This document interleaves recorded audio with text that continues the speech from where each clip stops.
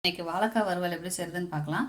நான் அதுக்கு ஒரு 2 மீடியம் சைஸ் வாழைக்காய் எடுத்து தோலை சீச்சிட்டு இந்த மாதிரி கட் பண்ணி வச்சுருக்கேன் இந்த ஷேப்பில். அடுத்து நான் இதுக்கு வறுக்கிறதுக்கு என்ன எடுத்திருக்கேன்னா தேங்காய், ஒரு 2 பீஸ் தேங்காவை பொடிப்பொடியாக கட் பண்ணி வச்சுருக்கேன். அடுத்து கொஞ்சம் வரமல்லி, மிளகு, சீரகம், 2 வரமிளகாய் எடுத்து வச்சுருக்கேன். அதோடு நான் இதை வறுத்து அரைச்சிக்கணும், ட்ரை ரோஸ்ட் பண்ணி. அதே மாதிரி நான் என்ன பண்ணியிருக்கேன்னா, இது நிலக்கடலை வந்து ஆப்ஷன் தான், உங்களுக்கு விருப்பம்னா போட்டுக்கலாம். நிலக்கடலை வறுத்த நிலக்கடலைங்கிறதுனால நான் இதோட சேர்த்து வறுக்கலை, நான் அதை தனியாக எடுத்து வச்சுருக்கேன், அரைக்கிறப்ப சேர்த்துக்கலாம். அடுத்து பார்த்திங்கன்னா ஒரு பெரிய வெங்காயத்தை பொடிப்பொடியாக கட் பண்ணி வச்சுருக்கேன். அடுத்து கருவேப்பிலை வச்சுருக்கேன். ஸோ ஃபஸ்ட்டு நம்ம என்ன பண்ணலான்னா, இந்த வாழைக்காயை தண்ணியிலேருந்து எடுத்து வேக போட்டுக்கலாம். வச்சு வடச்சட்டில் தண்ணி வச்சுருக்கேன். இப்போது இதில் வாழைக்காயை போட்டு வேக வச்சுக்கலாம். வேக போடுறப்ப கொஞ்சம் உப்பு போட்டு வேக வச்சுக்கலாம்.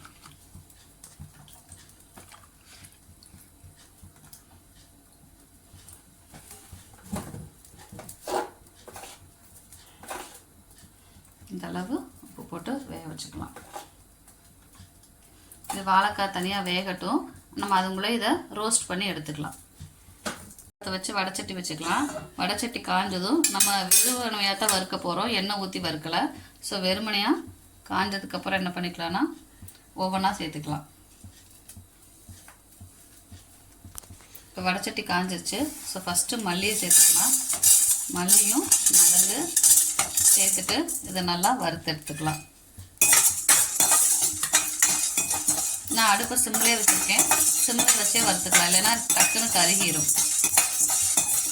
இப்போ மல்லியும் மிளகும் வெடித்து நல்லா வறுத்துருச்சு. இப்போது சீரகத்தையும் நம்ம எடுத்து வச்சுருக்க வரமிளகாவையும் சேர்த்துக்கலாம். இப்போ இதையும் நல்லா ரோஸ்ட் பண்ணிக்கலாம். வறுபட்டுருச்சு, இதை தனியாக எடுத்து ஒரு கிணத்துல மாற்றிக்கலாம். இப்போ அதுலேயே தேங்காவையும் போட்டு வறுத்துக்கலாம்.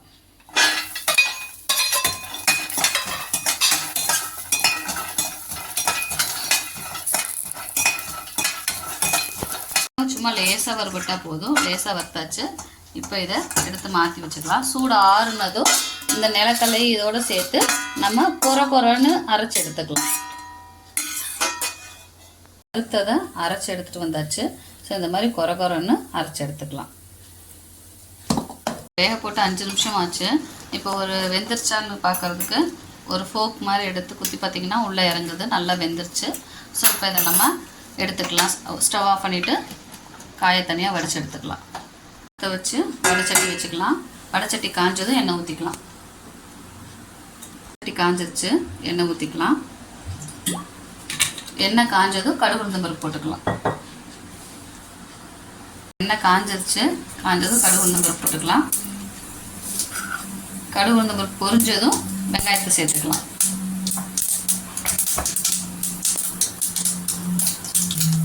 இப்போ வெங்காயத்தை சேர்த்துக்கலாம்.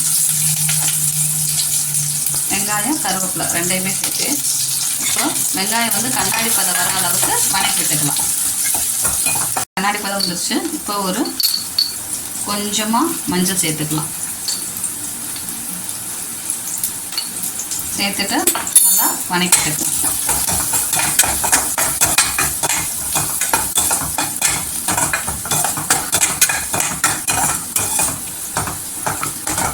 இப்போ நம்ம எடுத்து வச்சிருக்க வாழைக்காயை சேர்த்துட்டு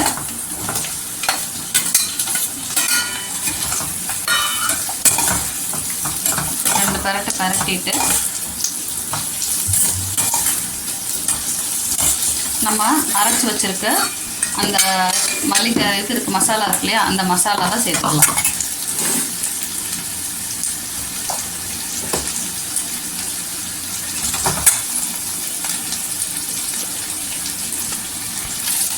உங்களுக்கு எவ்வளோ காரம் தேவையோ அந்த அளவுக்கு காரத்துக்கு மசாலா சேர்த்துக்கலாம். சேர்த்துட்டு நம்ம உப்பு ஆல்ரெடி வேக போகிறப்ப கொஞ்சம் உப்பு போட்டிருந்தோம். இப்போ அதோட கொஞ்சம் உப்பு சேர்த்துக்கலாம்.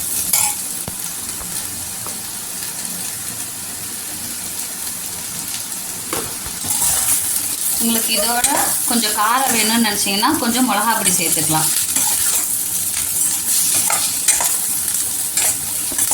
இப்போ இது ஒரு 3லேருந்து 4 நிமிஷம் இந்த மாதிரி வேகட்டும். இப்போ நம்ம என்ன பண்ணிக்கலாம்னா ஒரு 2லேருந்து 3 நிமிஷம் வறுத்துட்டோம். இப்போ கொத்தமல்லியை தூவி அடுப்பை ஆஃப் பண்ணிடலாம். நமக்கு சுவையான வாழைக்காய் வறுவல் ரெடி. இது நமக்கு எல்லா சாதத்துக்கும் இந்த சைடிஷாக வச்சுக்கிட்டோம்னா சூப்பராக இருக்கும். ஸ்பெஷலாக தயிர் சாதம், சாம்பார் சாதத்துக்குலாம் வச்சு சாப்பிட்டோம்னா ரொம்ப டேஸ்ட்டாக இருக்கும்.